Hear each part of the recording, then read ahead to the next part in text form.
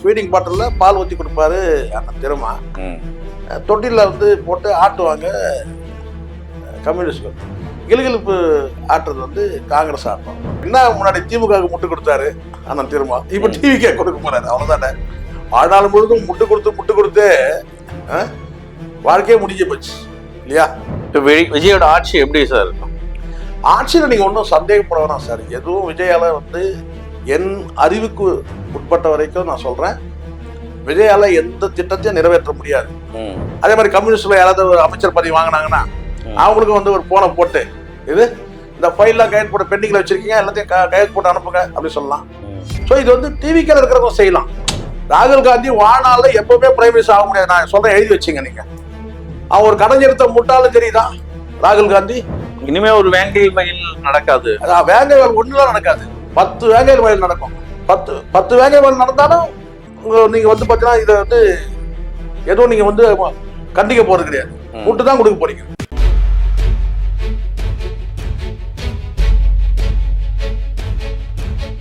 Sir வணக்கம் sir. Sir வணக்கம் sir. ஒரு வழியா விஜய் தாவேகா தலைவர் ஆட்சி ஆள போறாரு, தமிழ்நாட்டோட முதலமைச்சர் ஆகிடுவாரு.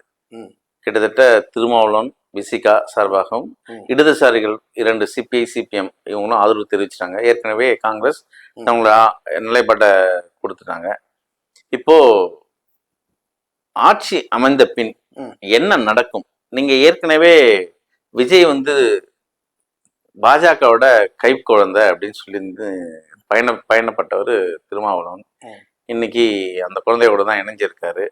இடதுசாரிகள் முழுக்க மதசார்பற்ற அரசியலை முன்னெடுத்து பயணிக்க வேண்டிய இடதுசாரிகள், அவங்களோட கொள்கை அதுதான். அவங்களும் இன்னைக்கு விஜயோட இணைஞ்சிருக்காங்க. காங்கிரஸ் சொல்லவே வேண்டாம், உங்களுக்கு நல்லாவே தெரியும் காங்கிரஸ் பத்தி, நான் வேற சொல்றது எதுவும் இல்லை. எப்படி நினைக்கிறீங்க இந்த அரசியல்? தமிழ்நாட்டோட அரசியல்ல ஒரு மாற்றங்கள் வந்திருக்கா? என்ன செய்வாங்கன்னா, குழந்தைய வந்து தொட்டில போட்டு வந்து ஃபீடிங் பாட்டில் வந்து பாலை ஊற்றி கொடுத்துட்டாங்கன்னா இது அண்ணன் திரும்ப செய்வார். இது தொட்டிலில் போடுற வேலையும் ஃபீடிங் பாட்டில் பால் ஊற்றுற வேலையும் செய்வார். தொட்டியில் ஆட்டுறதை வந்து கம்யூனிஸ்ட் பண்ணோம். கிலுகிலுப்பு ஆட்டுறது, அழுதா கிலுகிலுப்பு ஆட்டுறது வந்து பார்த்தீங்கன்னா காங்கிரஸ் பண்ணோம். அவ்வளோதான். இதான் நடக்க போகுது. இதான் நடக்க போகுது. ஹாயா இப்ப விஜய் ஹாயா தொட்டில் ஆட போறாரு. அதான் ஃபீடிங் பாட்டில்ல பால் ஊற்றி கொடுப்பாரு அண்ணன் திருமா. தொட்டில வந்து போட்டு ஆட்டுவாங்க கம்யூனிஸ்ட்கள். கிலுகிலுப்பு ஆட்டுறது வந்து காங்கிரஸ் ஆட்டம். இவங்களுடைய பிறவி கடன் பூர்த்தியானதா மகிழ்ச்சியா இருப்பாங்க. யாரு? கம்யூனிஸ்டோ, விசிகா, காங்கிரஸ். ஸோ அவ்வளவுதான். இதை தாண்டி எதுவும் சொல்றதுக்கு ஒன்றும் இல்லை. நீங்க பண்ணக்கூடிய அட்ராசிட்டிகள் அத்தனையும் வந்து அரங்கேற போகுது. அனில் குஞ்சுகளுடைய அட்ராசிட்டி எல்லாமே அரங்கேற போகுது. அதுக்கெல்லாம் முட்டு கொடுக்குற இடத்துல இப்ப என்ன முன்னாடி திமுகவுக்கு முட்டு கொடுத்தாரு அண்ணன் திருமா, இப்ப டிவிக்கே கொடுக்க போறாரு. அவ்வளவுதானே. வாழ்நாள் முழுதும் முட்டு கொடுத்து வாழ்க்கையே முடிஞ்சு போச்சு இல்லையா?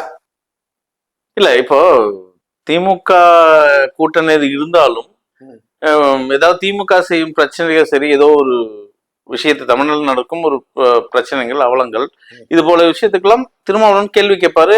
அப்படியே அதெல்லாம் நடக்கும். கேள்வி கேட்டாரா சார்? இன்னும் கேட்கல இல்லையா? கேட்டிருந்தா ஏதாவது இருந்த நிலைமை இது எங்க கேட்கல. முட்டு கொடுத்தாரு சொல்லுங்க. திமுக ஆட்சி நடக்கூடிய அவலங்களுக்கு வந்து முட்டு கொடுத்தாரு, அது வேணா சொல்லுங்க. அவர் எதுவும் வந்து தட்டிலாம் கேட்கல, புரியுங்களா? முட்டு கொடுத்தார், அப்படி வேணா சொல்லுங்க. அதனாலதான் வந்து பத்திரிகை கேட்டாங்க, நீங்க திமுக சொல்லி கேட்டாங்க. அதனால இதெல்லாம் வந்து நான் தான் சொல்றேன் பாருங்க, திரும்பவும் சொல்றேனே, இதெல்லாம் நடக்கும்ன்றது நம்ம ஓரளவுக்கு யூகிச்சோம். எல்லா பத்திரிகையாளருமே ஓரளவுக்கு யூகிச்சாங்க. ஏன்னா எப்போ இந்த வியாபாரிகள் இருக்க இந்த அலைப்பாயத்துல இருக்கிறாங்களோ, இது திமுகவில் இருக்கும்போது அலைப்பாயுதே மாதவன் மாதிரிதான் இருந்தாரு அண்ணன் திருமா பொறுத்த வரைக்கும். டிவிகே விஷயத்துல விசிகே எப்படி இருந்ததுன்னா, அண்ணன் திருமா எப்படி இருந்தாருன்னா அலைப்பாயுதே மாதவன் மாதிரிதான் இருந்தாரு. சரிங்களா? இப்போ அதை நம்ம கண் கூட பாக்குறோம். அவ்வளவுதான். இதுல ஆச்சரியப்பட அதிர்ச்சி அடைத்துக்கு ஒண்ணுமே கிடையாது. இதுக்கு முன்னமே கூட்டணிக்கு போயிருந்தாருன்னா வந்து விசிகா சார்பில் வந்து ஒரு 15 எம்எல்ஏவாவது இருந்திருப்பாங்க. ஒரு 10 சீட்டு வாங்கி போயிருக்கலாம், இல்ல ஒரு 15 சீட்டு வாங்கினா ஒரு 15 எம்எல்ஏ கூட இருந்திருக்கலாம் இல்லையா? காலம் தவறி எதை செய்தாலும் வந்து அண்ணன் வந்து காலம் தவறி தான் செய்யறாரு. பாருங்க நீங்க வேணா, காலம் கடந்துதான் செய்யறாரு எதுவுமே. இப்ப விஜயோட ஆட்சி எப்படி சார் இருக்கும்?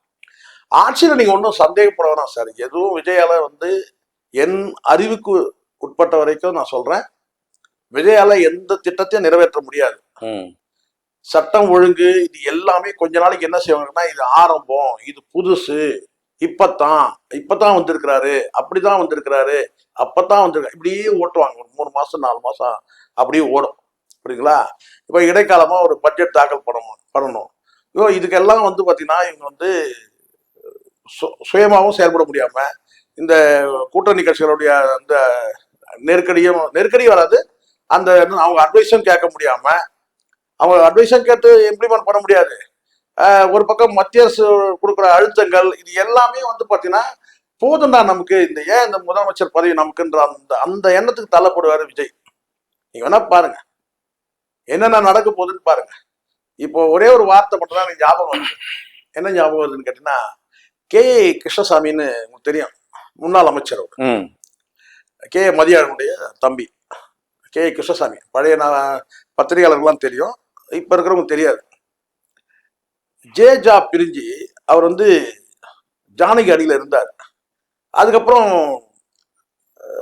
தேர்தலை போட்டிட்டு 91ல ஆட்சிக்கு வந்துட்டாங்க இல்லையா? அப்போ வந்து அவரும் ஒரு அமைச்சரானார், ஒரு துறை அமைச்சரானாரு. அப்போ அவர் மூத்த அரசியல்வாதி, எம்ஜிஆரோட பயணிச்சவர். அப்புறம் ஜேஜா பிரியும்போது ஜானகி அணியில் இருந்தாரு. அப்புறம் இணைஞ்ச பிறகு என்ன செஞ்சாரு, அவருக்கும் வந்து ஒரு அமைச்சர் பதவி கொடுத்தாங்க. அப்படி இருந்தபோது அப்போ வந்து அவர் வந்து கார்ல பயணப்படும் போது, பீச் ரோட்ல வந்து கார்ல பயணப்படும் போது, அப்போ வந்து கூட இருந்த ஒருத்தர்கிட்ட வந்து பகிர்ந்துகிட்ட ஒரு வார்த்தை வந்து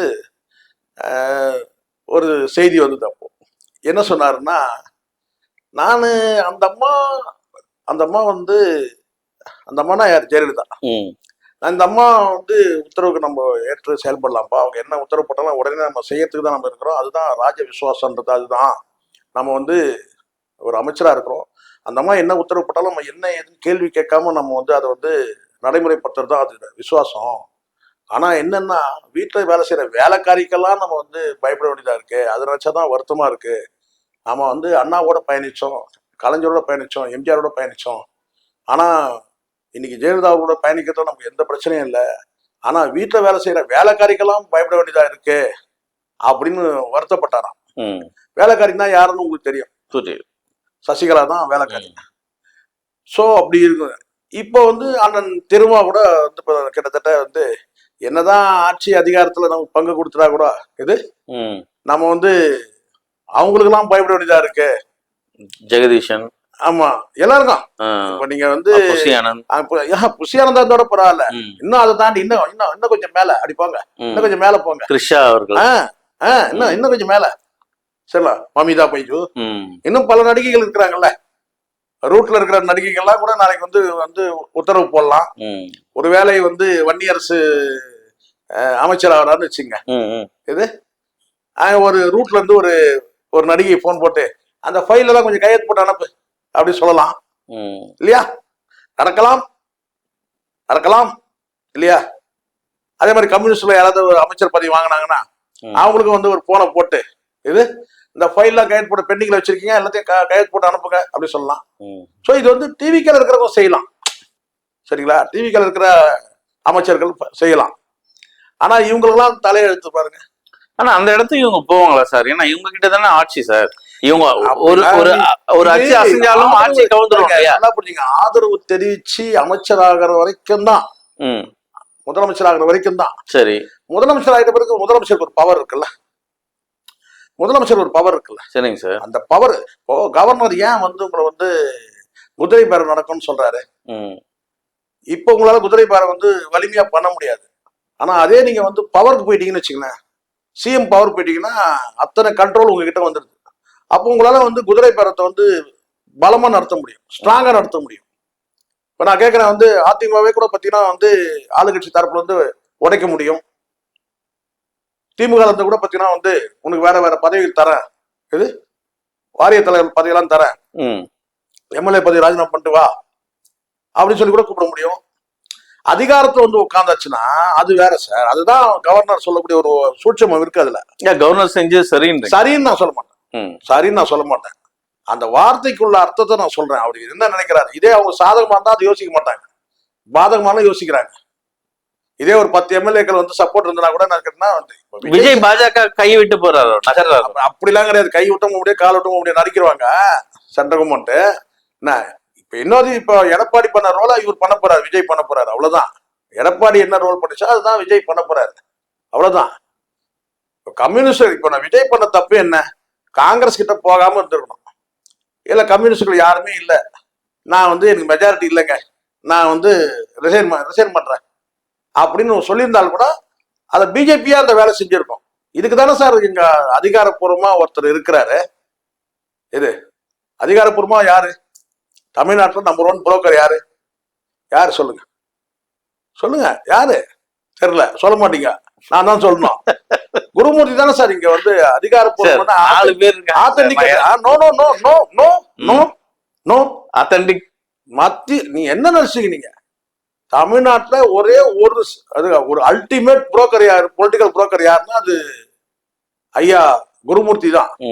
அனைத்து கட்சிக்கும் நீங்க அவரை கன்சல்ட் பண்ணாம ஆணவத்தோட நீங்க காங்கிரஸ்ல போய் பிரவீன் சக்கரவர்த்தி சொன்னான்னு சொல்லிட்டு அவன் ஆணவத்துல போய் நீங்க போய் வந்து பண்றீங்க. இப்ப அந்த ப்ராசஸ் முடிஞ்சிச்சு.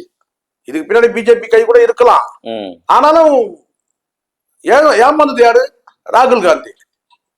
இப்ப புரியுதுங்களா, ராகுல் காந்தி ஏன் வந்து பிரைம் மினிஸ்டர் ஆக முடியலன்னு அவனை எப்படி இழுத்துட்டு போறீங்க பாருங்க. ராகுல் காந்தி வாழ்நாள்ல எப்பவுமே பிரைம் மினிஸ்டர் ஆக முடியாது, நான் சொல்றேன், எழுதி வச்சுங்க நீங்க. அவன் ஒரு கடைஞ்செடுத்த முட்டாள் தெரியுதா ராகுல் காந்தி, கடைஞ்செடுத்த முட்டாள் சார். எப்படி சொல்றீங்க சார்? ஆமா, சிதம்பரம் போன்ற ஒரு மூத்த தலைவர்களுடைய ஒரு ஆலோசனை பெற்றிருந்தா இந்த தப்பை செஞ்சிருக்க மாட்டார். 20 ஆண்டு காலம் வந்து பயணிச்ச வந்து ஒரு பொலிட்டிக்கல் பார்ட்னரை ஒரு சின்ன பையனை நம்பி வந்து ஒரு 5 எம்எல்ஏ கொண்டு போய் அடமானம் வச்சு இந்தியா கூட்டணி உடைச்சப்பார். உன்ன மாதிரி ஆளை எவனா பார்க்க முடியுமா சொல்லுங்க? 29ல என்ன நிலைமைன்னே தெரியாம 29க்கு வந்து நம்ம வந்து சேர்ந்து பயணிக்கலாம்னு சொல்லிட்டு வடிகட்டின முட்டாள் ராகுல் காந்தி.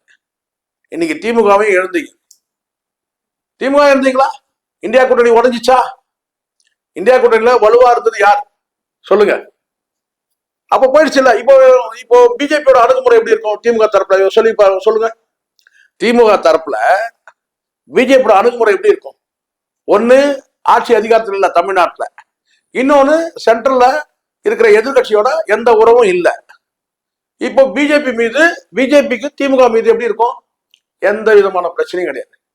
நேற்று வரைக்கும் திராவிடம் வீழ்ந்ததுன்னு சொன்ன கூட இனிமேல் சொல்ல மாட்டாங்க. இது திராவிடம் வீழ்ந்ததுன்னு சொல்ல மாட்டாங்க.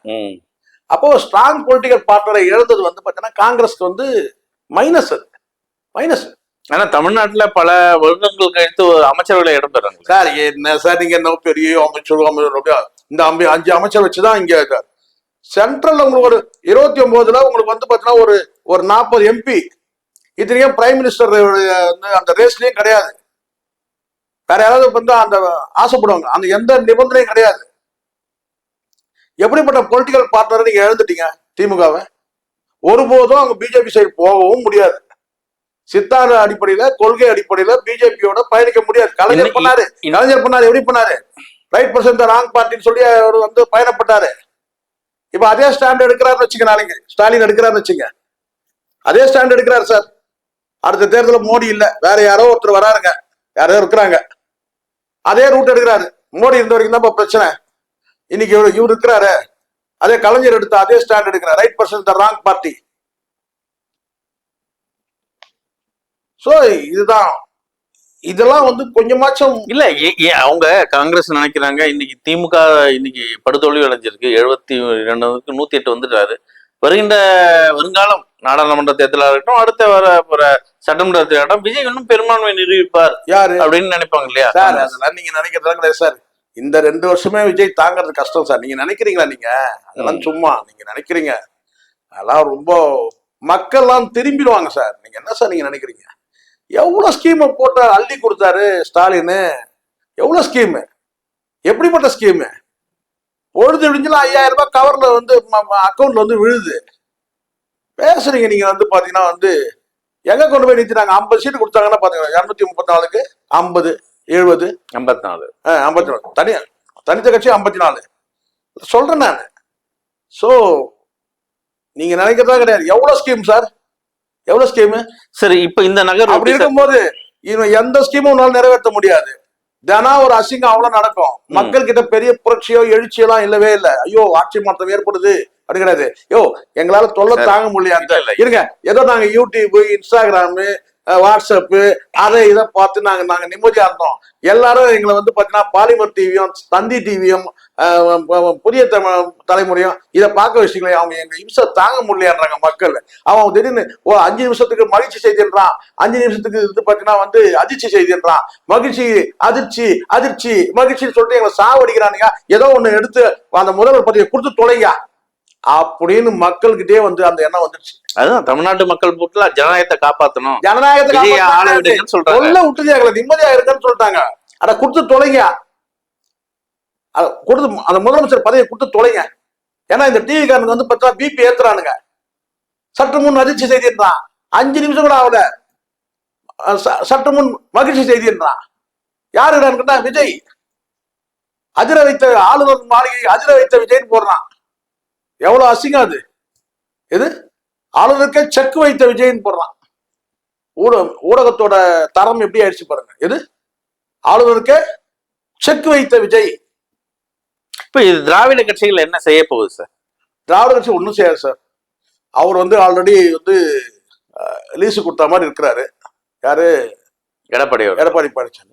இப்போ இங்க வந்து பாத்தீங்கன்னா ஸ்டாலின் அவர்கள் வந்து பாத்தீங்கன்னா நான் வந்து நன்றி சொன்னது அநேகமா இதுக்குதான் நன்றி சொல்லியிருப்பாருன்னு நினைக்கிறேன் கொளத்தூர் மக்களுக்கு. இது இந்த சட்டசபைக்கு அனுப்பி இந்த அவலங்களை எல்லாம் என் கண்ணில் பார்க்காம இருக்கிறதுக்கு ஏதோ நீங்க நல்லது செஞ்சீங்க எனக்கு அப்படின்னு சொல்லி கொளத்தூர் பகுதி மக்களுக்கு போய் நன்றி சொல்லிட்டாரு. எது நன்றி சொல்லிட்டாரு. தோல்வியிலும் ஒரு வெற்றி, அது ஒரு வெற்றி, தோல்வியில ஒரு நன்மை, வெற்றியில் நன்மை. அப்பா ரொம்ப நல்லது பண்ணீங்கம்மா, என்ன அந்த சட்டமன்றத்துக்கு அனுப்பி இவனுக்கு பண்ற கூத்தெல்லாம் பார்த்து இது மனம் வெதும்பி போய் இருக்கிறத விட நிம்மதியா நான் வந்து டிவிலே பார்த்துட்டு நிம்மதியா நான் வீட்டிலே எடுத்துக்கிறேன் அப்படின்னு சொல்றாரு. உதயநிதி அங்க போய் களத்துல இருப்பார். திமுக நான் மீண்டும் சொல்றேன் சார், வலிமை பெறும், மிருக பலம் பெறும். திமுக மட்டும் கிடையாது, விஜயை எதிர்த்து அரசியல் பண்ணக்கூடிய டிவிக்கு அந்த அரசியல் அட்ராசிட்டிகளை வந்து எதிர்க்கிற நாம் தமிழர் உட்பட சொல்ற வலிமை பெறும். அப்படியே தோசையை திருப்பி போடுவாங்க மக்கள். 96ல எப்படி போட்டாங்க பாருங்க. இது 96ல எப்படி தோசையை திருப்பி போட்டாங்க. இப்போ இந்த இன்னும் ரஜினிகாந்த் சாகல, நல்லா புரிஞ்சு வச்சுங்க. ரஜினிகாந்த் பேசக்கூடிய ஒரு வசனம் இருக்கு இன்னும். இது அடுத்த முறை விஜய் வெற்றி பெற்றால் இந்த நாட்டை ஆண்டவனால கூட காப்பாற்ற முடியாது சொன்னார் பாருங்க. எப்படி ஜெயலலிதா சொன்னார் பாருங்க, அதே டயலாக் மீண்டும் வந்து ரஜினி சொல்வாரு. நீங்க வேணா பாருங்க, பொறுத்து இருந்து பாருங்க, எல்லாமே நடக்கும். இந்த 6 எனக்கு தெரிஞ்ச இந்த 5 வருஷம் எல்லாம் ஓடுனா நான் நம்பல. 1 வருஷம் 2 வருஷத்துலேயே மக்கள் நொந்து நூலாயிடுவாங்க. அப்போ தெரியும். இப்ப சொன்னாங்க இல்லையா, பாலியல் குற்றங்கள் எவ்வளவு நடந்தது, பாலியல் குற்றங்களை இவர் எப்படி தடுத்தாரு. முந்தா நாள் கூட ஒரு கட்சிக்காரன் தூக்கிட்டு போனா ஒரு அறிக்கை இல்லை, ஒரு வருத்தம் இல்லை. பாருங்க என்னென்ன நடக்க போகுது பாருங்க. அன்னைக்கு இந்த திருமாவளவன் வந்து பாத்தீங்கன்னா எப்படி எல்லாம் முட்டு கொடுக்க போறாருன்னு அதையும் பாருங்க. நான் எல்லாத்தையும் பார்க்கதானே போறோம். நம்ம இனிமே ஒரு வேங்கை வயல் நடக்காது. அதான் வேங்கை வயல் ஒண்ணுதான் நடக்காது, 10 வேங்கை வயல் நடக்கும். 10 வேங்கை வயல் நடந்தாலும் நீங்க வந்து பாத்தீங்கன்னா இதை வந்து எதுவும் நீங்க வந்து கண்டிக்க போறது கிடையாது. முட்டு தான் கொடுக்க போறீங்க. என்ன திமுக கொடுத்தீங்க முட்டு, நீங்க இங்க கொடுக்க போறீங்க. இதான் நடக்க போகுது பாருங்க. டிவியை கொடுக்க போறீங்க, பாலியல் குற்றங்கள் நடக்கதான் போகுது, அதை பார்த்து முட்டு கொடுக்க தான் போறீங்க. இல்ல டாஸ்மாக் வந்து பாத்தீங்கன்னா நீங்க வந்து மூட சொன்னீங்கன்னா அடுத்த நாளே மூடிடுவாரு. பாருங்க என்னென்ன கூத்தெல்லாம் நடக்க போகுதுன்னு பாருங்க சார். எப்பவுமே சரி, திமுக வந்தாலும் சரி, அதிமுக வந்தாலும் சரி, பல விமர்சனங்கள் இருக்கு, சலசலப்பு இருக்கு அரசியல்ல. இப்ப விஜய் இந்த இடத்துக்கு வந்திருக்காரு. 108 ஒரு தார்மீகம், ஜனநாயக முறைப்படி நம்ம ஆட்சியை அவர்கிட்ட தான் கொடுக்கணும். கவர்னர் அதை தவிர்க்கிறார். இன்னைக்கு திருமாவளவனும் சரி, இடதுசாரியும் சரி, காங்கிரஸ் சரி, அந்த இடத்தை நிரப்பி உள்ள போகுது. அது ஆட்சி ஆண்ட பிறகு தானே இந்த விமர்சனங்கள்லாம் வைக்கணும். நான் மட்டும் என்ன சொன்னேன், வரட்டும் தானே சொன்னேன். ஆட்சியில் உட்கார வைக்கிறது தான் சரி. நீங்க உட்கார வைக்காம தவிர்த்தாலும் அது என்ன ஆகும்னா, வழக்கம் போல வந்து திமுக சதி பண்ணிடுச்சு அப்படின்னு சொல்லுவீங்க. இப்போ அது பிரச்சனையே கிடையாது. திமுக வந்து எதிர்கட்சியா உட்கார்றது வந்து ஒன்றும் புதுசு ஒன்றும் கிடையாது. அவங்க ஏற்கனவே உட்கார்ந்துருக்காங்க, பிரச்சனை அது கிடையாது. நீங்க ஆட்சி அதிகாரத்தை கொடுக்காம மறுக்கப்பட்டா கூட என்ன ஆகும்னா அடுத்து மக்களுக்கு போய் சந்திச்சு வந்து கேட்கும் பெரிய மெஜாரிட்டியான வந்து வாய்ப்பு வழங்குறதுக்கும் வாய்ப்பு இருக்கு, ஒரு சான்ஸ் இருக்கு. ஐயோ அனுதாபத்தை வந்து பார்த்தீங்கன்னா இவருக்கு வந்து ஓட்டு போட்டு இவர் வந்து முதலமைச்சர் ஆகாம தடுக்கிறாங்கன்னு சொல்லிட்டு தேவையில்லாம ஒரு வகையில இது அமர வைக்கிறது சரிதான். பட் என்ன இருந்தாலும் மக்கள் எண்ணத்துக்கு விரோதமானது. மைனாரிட்டி கவர்மெண்ட் தான். இப்போ இடதுசாரிகள் நகருக்கும் சரி, திருமாவளவன் நகருக்கும் சரி, அதாவது திமுக கூட்டணியில இருந்து இவங்க வந்து தாவேக்காவுக்கு இன்னைக்கு ஆதரவு தெரிவிக்கிறாங்க. இன்னும் திருமாவளவன் சொல்லல. இடதுசாரிகள் கவலைப்படாதீங்க, பின்னாடி 20 பேர் தேடணும்ல. இப்ப ஆதரவு நான் சொன்ன அந்த 20 பேர் வந்து வந்திருக்க மாட்டாங்க, லேட் ஆகலாம். பஸ் ட்ரெயினுக்கு பிடிச்சி வரதுக்கு லேட் ஆகலாம், ஃபிளைட்டுக்கு பிடிச்சி வரணும்ல. 20 பேர் சொன்னாரு ஆதரவு தான். அங்க இருக்கிறதே மொத்தம் 20 பேர் தான். சோ அந்த 20 பேர்லாம் மொத்தமா கலெக்ட் பண்ணி கூட்டிட்டு போயிடுவாரு. சரி சார். இப்போ இந்த நகர்வு திமுக கூட்டணி தலைவர் எப்படி பாக்குறாரு? அவரோட உத்தரவின் பேர்ல நடந்திருக்குமா? அதாவது மு.க. ஸ்டாலின் பக்கா ஜென்டில்மேன் சார், பக்கா ஜென்டில்மேன். கலைஞர் கூட வந்தாருன்னா கூட கொஞ்சம் அப்படி இப்படி நேரம் வந்து சாணக்கிய அரசியல், சதி அரசியல் எல்லாம் பண்ணுவாரு. மு.க. ஸ்டாலின் வந்து பக்கா ஜென்டில்மேன், நான் சொல்றேன் 100%. ஏன்னா ஒரே வார்த்தை சொல்றாரு, 6 மாதத்து வரைக்கும் நான் எதுவும் பேச மாட்டேன், ஆட்சி அதிகாரத்துக்கு. அதுதான் கரெக்ட்.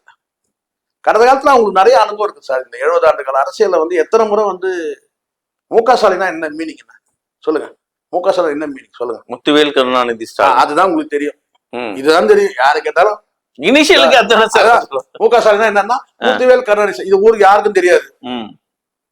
மு.க. ஸ்டாலின்னா நிதானம், பொறுமை. பொறுமையே நிதானம் தான் சார் ஒரு பலமே. நீங்க நினைக்கிறீங்களா? ஒரு வார்த்தை சொல்லட்டுமா இங்க நான் உங்களுக்கு? திமுக காரங்க கூட சொல்ல மாட்டாங்க அந்த வார்த்தையை, நான் சொல்றேன் போது. வாழப்பாடி நம்ம சொல்றாரு, இதுதான் கலைஞருக்கு வந்து கடைசி தேர்தல். இந்த கூட்டணி பேரங்கள்லாம் நடத்தும் போது, ஒரு எதிர்ப்பு அரசியல் பண்ணும்போது அவர் சொல்றாரு, இதுதான் வந்து ஏன்னா அங்க பேரம் நடக்கும்போது இந்த வார்த்தை சொல்றாரு, இதுதான் கலைஞருக்கு கடைசி தேர்தல் சொல்றாரு. கலைஞர் சந்திக்க போகும் கடைசி தேர்தல். ஏன் எதை வச்சு சொல்லுங்க? வயசாயிடுச்சு, செத்து போயிடுவாரு. அதுக்கப்புறம் 2 பாராளுமன்ற தேர்தல்ல, இது 2 பாராளுமன்ற தேர்தல்ல அந்த காங்கிரஸ் அரசை வந்து ஆட்டி படிச்சார், மத்திய அமைச்சர் பதவி வாங்கி. 2 பாராளுமன்ற தேர்தல், 3 சட்டமன்ற தேர்தல் மீட் பண்ணார். அதுக்கு பிறகு எப்படி அது முதலமைச்சரா இருக்கிறாரு, அது வேற. ஆனா என்ன சொன்னா இதுதான் கடைசி தேர்தல் சொன்னார். ஆனா அதுக்கப்புறம் 2 முறை வந்து பாத்தீங்கன்னா வந்து பாராளுமன்ற தேர்தல் வெற்றி பெற்று வந்து பாத்தீங்கன்னா வந்து மத்திய அமைச்சர் ஆகுறாங்க. 3 சட்டமன்ற தேர்தல் பார்த்தாரு. அப்ப பாத்துங்க, இப்ப புரியுதுங்களா? அதனால வந்து இவரு 10 வருஷத்துக்கு மினிமம் தான் நான் சொல்றேன், 10 வருஷத்துக்கு வந்து ஸ்டாலின் அசைக்க முடியாது, ஸ்ட்ராங்கா இருக்கிறார். அதனால வந்து இதுதான் நினைச்சு சில பேர் அந்த நப்பாசை என்னன்னா வயசாயிடுச்சுங்க அவ்வளவுதாங்க, இதோட அப்படியே இது அவ்வளவுதாங்க, எலெக்ஷன் தோத்துட்டாரு, இதோட அவர் அவ்வளவுதாங்க. அப்படிதான் கிடையவே கிடையாது. நீங்க செஞ்சுரி அடிச்சிருப்பாரு விட்டுருந்தா கலைஞர். அது மாதிரிதான். ஆனால் வந்து அவசரப்பட்டு யாரும் யாருடைய முடிவெல்லாம் வந்து அறிவிக்கலாம் முடியாது. பொறுத்து இருந்து பாருங்க. என்ன இதே வந்து தோசை அப்படியே திருப்பி போடுவாங்க. எப்படி 96ல திருப்பி போட்டாங்க, 91ல ஒரு தோசைன்னா 96ல அப்படியே புரட்டி போட்டாங்க. வெறி வெறி வெறி கொண்டு அலைஞ்சி வந்து உதயசூரிய எங்கன்னு சொல்லி குத்தி கிழிச்சாங்க.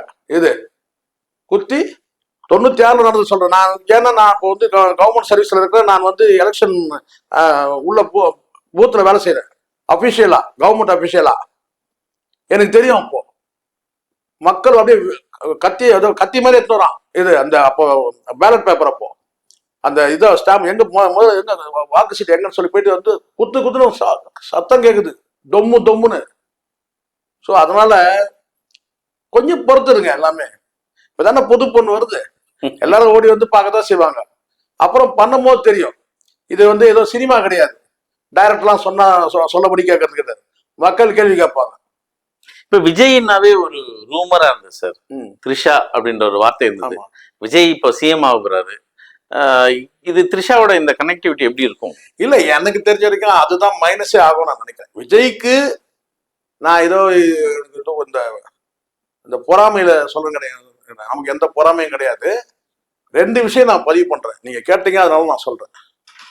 விஜய்க்கு இந்த 108 கிடைச்சி மெஜாரிட்டி போனதுக்கு காரணமே வந்து த்ரிஷாவா இருக்கலாம்ன்றது என் டவுட்.